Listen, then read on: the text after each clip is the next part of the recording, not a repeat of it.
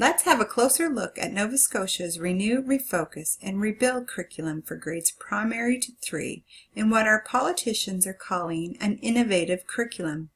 Does it have what it takes to prepare our students for the 21st century?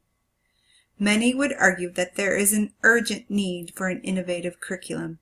As we continue to witness profound and escalating changes arising from rapid technological advancements, the skills needed for the 21st century are quite different than the skills required of the 20th century. Jobs requiring routine manual labor and routine cognitive work are declining, while jobs that require collaboration and critical thinking are increasing. Are students equipped for this reality? According to Canadians for 21st Century Learning and Innovation and the Institute for the Future, our students need to be multiliterate, creative, and innovative to be successful in meeting global demands. Youth must be positioned for success with advanced competencies and skills.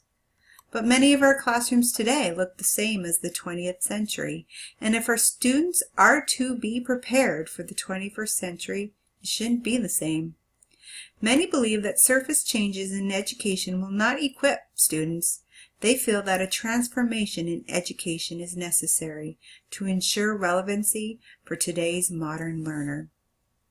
Before we examine the Nova Scotia curriculum more closely to see if it is equipped to give our students the new demands, let's determine what is 21st century teaching and learning. What does it look like? There are variations, but there are common themes. Some may believe that 21st century teaching is simply incorporating technology into classrooms, but many believe it is not as simple as that. It is about transforming the whole education system. According to John Stocks, director of the National Education Association, 21st century learning involves teaching the core subjects, but it is enhanced by incorporating other higher level skills. Researchers devoted to the topic of 21st century teaching and learning do not dismiss the importance of a firm understanding in core subjects. They explain that additional competencies and skill sets are as equally important. Although there are some variation among leaders in what are the essential competencies, there are many similarities. Many describe these competencies as C's.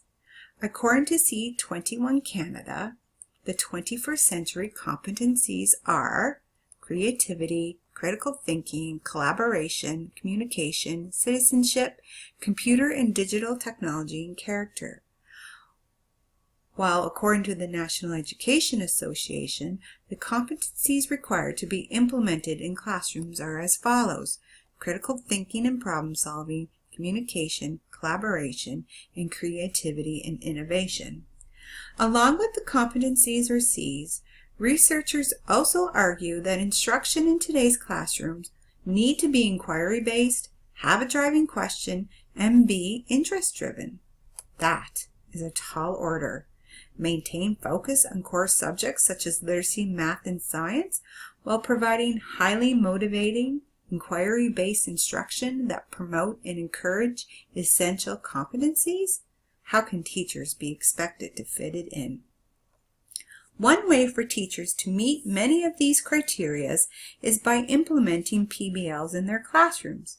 PBLs, or project-based learning, is a teaching method in which students gain knowledge and skills by working for an extended period of time to investigate and respond to an engaging and complex question, problem, or challenge. In this approach, students drive their own learning through inquiry by researching and creating projects that reflect their knowledge. Students benefit from this approach as they learn how to work collaboratively, communicate effectively, be creative, solve problems, and think critically. PBLs allow students to gain valuable skills by exploring real-world problems. In Nova Scotia, there is a website that is growing by the week of lesson plan ideas and PBLs that follows 21st century thinking. It is called Our Legacy Project. The website is organized around grade levels, and subject areas.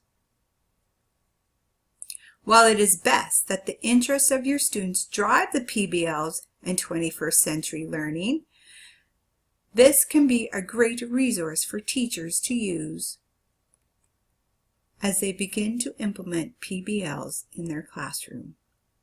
To summarize, our world is changing at a rapid rate. Our youth must be positioned for success, and we need to create a model that improves student achievement in literacy, math, and science while providing youth with modern competencies. Many researchers feel that an instructional approach that focuses on 21st century teaching, that is, teaching that promotes competency, skills, or Cs, and instruction that is inquiry-driven, student-driven, and that is propelled by a driving question. Does the new Renew, Refocus, and Rebuild curriculum, an innovative curriculum, promote this type of instructional practice? Let's look closer at the document. Although there has been no professional development to date, it appears that the Nova Scotia government promotes the idea of PBLs. Located on the resource page of the live curriculum document, there is an article titled A Closer Look, Doing Project-Based Science, a Curriculum Resource, that examines PBLs in science. The article provides a background, a how-to, and sample PBLs. The article cites many benefits of PBLs, some including problem solving and collaboration.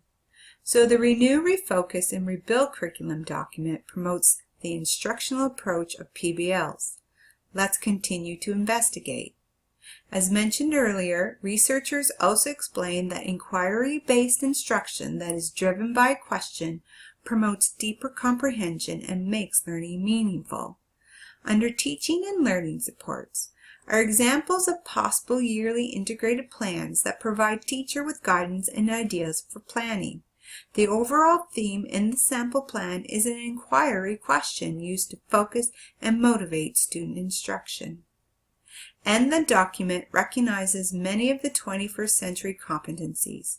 According to the curriculum document, the competencies are as follows: creativity and innovation, citizenship, personal career and development, critical thinking, communication, and technological fluency, citing them as essential graduation competencies. They also provide a competencies chart and provide a detailed list of what the learner is expected to do with each given competency. And the competencies the province described closely align with the competencies outlined by the Canadians for the 21st Century in Innovation. Upon careful examination, the Renew, Refocus, Rebuild curriculum offers opportunities for students to engage with authentic learning that is geared toward their interests or talents, that offers inquiry-based learning, and if the teacher keeps the Nova Scotia competencies in mind when planning and delivering lessons, they would be providing their students skills that are essential to meeting new demands. So it appears that the Nova Scotia document promotes 21st century teaching and learning, a step forward in the right direction in preparing our students for the 21st century. However, at the end of the day, it is you, the teacher, that is the curriculum. You are creating the learning environment, nourishing passions, motivation, excitement, and engagement. With a careful lens, you can transform the Renew, Refocus, and Rebuild curriculum into a live document that prepares our students with the knowledge and skills to thrive in our changing world.